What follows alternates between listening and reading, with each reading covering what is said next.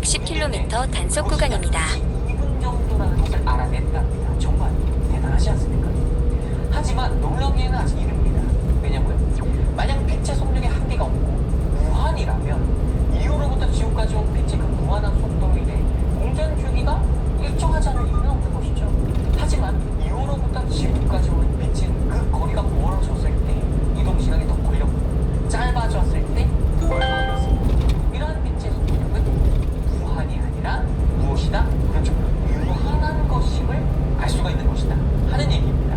따라서 광속은 무한이 아닌 유한이다라는 결론을 과학적으로 내릴 수가 있으니 인간이 지구상에 등장한 이래 광속을 무한이라 여겼던 그간의 전통적 인식은 이렇게 깨지는 것이기에 여러분이 놀라야 하는 시점은 아까가 아니라 바로 지금이라고 저는 말씀드리고 싶었던 것이죠.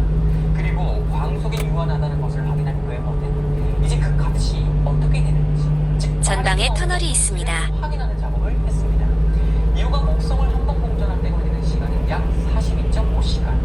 이것은 지구에서 이틀이 채 되지 않는 시간이며 이 시간 동안 지구도 조금은 공전을 하면서 이동 거리를 만들게 되죠. 이런 식으로 발생한 이유가 지구의 시간과 거리의 차이를 이용해서 계산하는 건데 당신은 지금처럼 정밀한 측정 도구가 없어서 측정 결과가 없으면 전투기 때문에 이런 여러 가지 제약들을 제한하고 있습니다.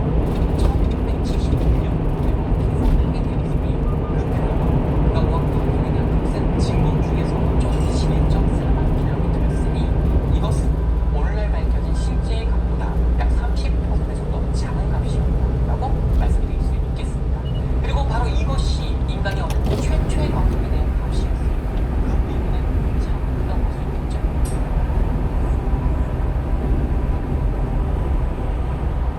외부의 실험이 있었고 세월이 흘러서 19세기가 되었을 때 프랑스의 불량자 피조고 천체 관측이 아닌 톱니바퀴 실험을 통해 광속을 구하고자 했습니다.